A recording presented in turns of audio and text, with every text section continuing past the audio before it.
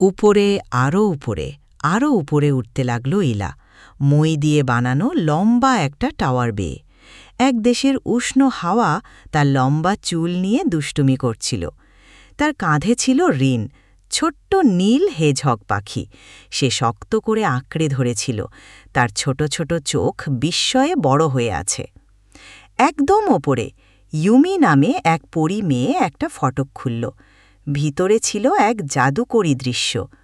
ওটা ছিল এক স্টেশন, ভরে আছে পথ হারানো নানা রং আর আকারের ঘুড়িতে। সেখানে ছিল সবুজ ড্রাগনের ঘুড়ি, উজ্জ্বল কমলা মাছের ঘুড়ি আর নরম গোলাপি চাঁদের ঘুড়ি। সবাই ধৈর্যের সঙ্গে অপেক্ষা করছিল। ইউমি বুঝিয়ে বলল, ওরা অনেক উঁচুতে উড়ে গিয়েছিল আর পথ হারিয়ে ফেলেছে। তখন হঠাৎ একটা বড় জানালা হু হু করে নিঃশ্বাস ফেলে যেন খুলে গেল, আর ভেতরে ঢুকতে দিল এক নরম হাওয়া।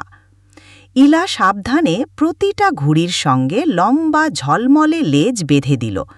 লেজগুলো হাওয়ায় ভর পেতেই সেখান থেকে ভেসে এলো এক সুন্দর সুরেলা গুনগুন শব্দ। একে একে ঘুড়িগুলো বাইরে ভেসে গেল, নিজেদের সুতো আর যেসব বাচ্চা ওদের মিস করছিল তাদের কাছে পথ খুঁজে ফিরল।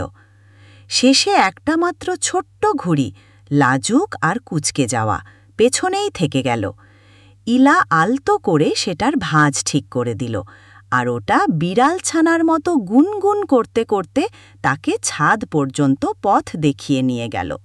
ইলা হেসে উঠল আর ঘুড়িটাকেও নিজের ঘরে তার মালিকের কাছে উড়িয়ে পাঠিয়ে দিল। এরকম আরও জাদুকরী গল্পের জন্য আমাদের চ্যানেলটি সাবস্ক্রাইব করুন। দেখার জন্য ধন্যবাদ।